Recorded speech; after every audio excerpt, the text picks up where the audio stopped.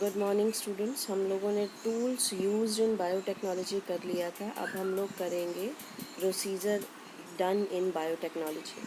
Procedure में सबसे पहले हम लोगों का क्या होता है, डीएनए को निकालना, एक्सट्रैक्शन ऑफ डीएनए और आइसोलेशन ऑफ जीन्स।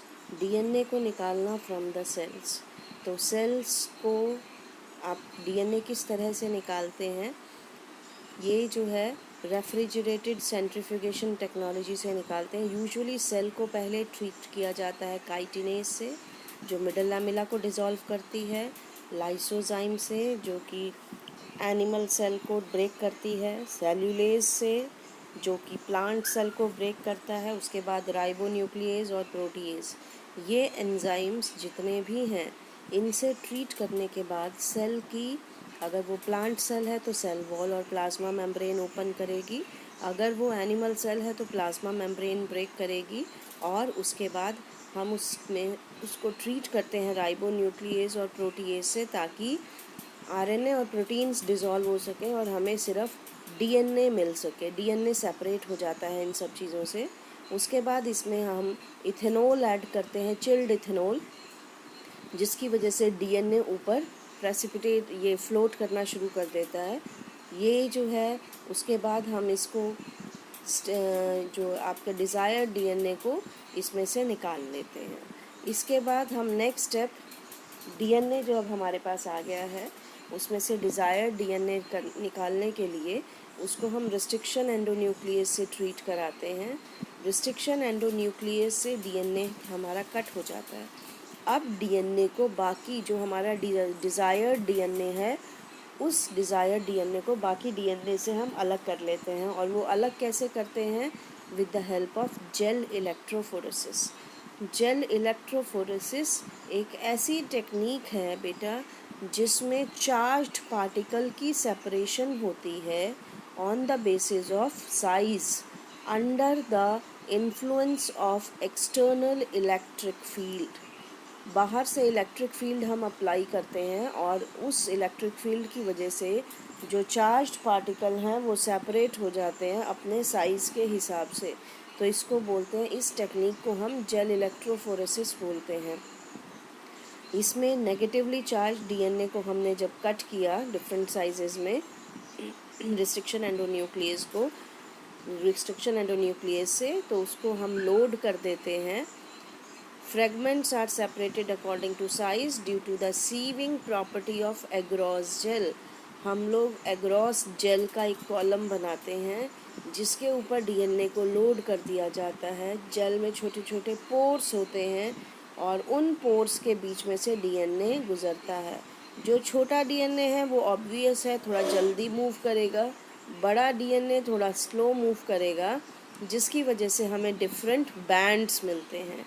उसके बाद हम उसको कलर, इथिडियम ब्रोमाइड एक डाई है, उससे ट्रीट करते हैं और यूवी रेडिएशन से उसको एक्सपोज कराते हैं, जिसकी वजह से हमें ब्राइट ऑरेंज कलर के बैंड्स मिलते हैं। अब हम इस जेल को कट करके उसमें से डीएनए को एक्सट्रैक्ट करते हैं और इस प्रोसेस को इल्यूजन कहते हैं। पेपर में क्वेश्चन आता है, what do you mean by illusion? Separation of the DNA from the gel and its purification extraction is called illusion। DNA fragments को उसके बाद रिकॉम्बिनेंट डीएनए को बनाने के लिए इस्तेमाल किया जा सकता है। तो ये यहाँ पे आपको जेल दिखाई है, ये एक हॉरिजॉन्टल जेल है। इसमें देखिए पहली फ़ोटोग्राफ में हमें दिखाया है कि किस तरह से दो कांच की प्लेट्स हैं जिसके अंदर हमने जेल, जैसे जेल एग्रॉस जेल को डाला है।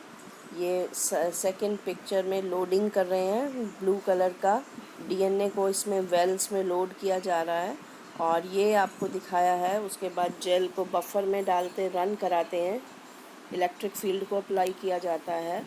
डीएनए क्योंकि नेगेटिवली चार्ज्ड है तो पॉजिटिव इलेक्ट्रोड की तरफ मूव करेगा।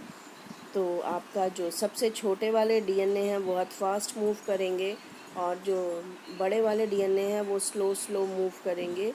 तो जो पॉजिटिव इलेक्ट्रोड की तरफ सबसे ऊपर की सबसे नीचे वाली जो डीएनए के बैंड है वो सबसे स्मॉलर फ्रेगमेंट है और जो नेगेटिव इलेक्ट्रोड के पास आपके प्रेजेंट है वो लार्ज डीएनए के फ्रैगमेंट हैं जो कि बहुत धीरे धीरे मूव कर रहे हैं।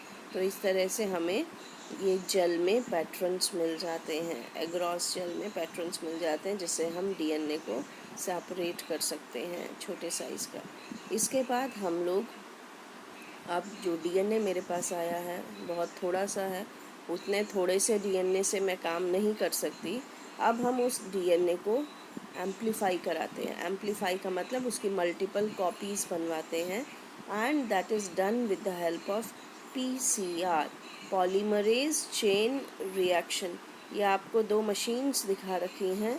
एक तरह का थर्मोस्टैट है जिसमें कि हम डीएनए को मल्टीप्लाई कराते हैं, एक पर्टिकुलर डीएनए की मल्टीपल कॉपीज़ बनाते हैं फ्यू मिनट्स के अंदर। ये अभी हम डिटेल में करेंगे। इसके बाद अब हम क्या करते हैं, अब हमारे पास डिज़ायर्ड डीएनए भी आ गया। अब हम वेक्टर को ब्रेक करते हैं सूटेबल साइट के ऊपर, प्लाज्मिड को सूटेबल साइट के ऊपर ब्रेक करते हैं ताकि सेम स्टिकी एंड्स प्रोड्यूस हो सकें जैसे कि फॉरेन डीएनए में है। अब फॉरेन डीएनए और वेक्टर को जोड़ देते हैं और उनको लाइगेज से ऐड करा देते हैं। अब प्लाज्मिड और हमारा जो डिज़ायर्ड डीएनए है दोनों के सेम स्टिकी एंड्स हैं, क्योंकि हम दोनों को सेम रेस्ट्रिक्शन एंडोन्यूक्लियस से ट्रीट किया। अब उसके बाद दोनों के स्टिकी एंड्स को जोड़ देते हैं लाइगेज की हेल्प से, and we get recombinant DNA. उसके बाद इस रिकॉम्बिनेंट डीएनए को हम होस्ट के अंदर ट्रांसफ़र कर देते हैं। होस्ट के अंदर ट्रांसफ़र करने के लिए हम लोग कैल्शियम क्लोराइड से ट्रीट करते हैं उसको, क्योंकि कैल्शियम क्लोराइड से पोर्स बन जाएंगे सेल वॉल के अंदर, जिससे कि रिकॉम्बिनेंट डीएनए अंदर मूव कर जाएगा, और with the help of micro injections. या हम बैक्टीरियल सेल को हम लोग हीट ट्रीटमेंट देते हैं। हीट ट्रीटमेंट में उसको कोल्ड में रखते हैं कैल्शियम क्लोराइड सॉल्यूशन के साथ, और उसके बाद एकदम से सडनली टेम्परेचर को 42 डिग्री पे कर देते हैं।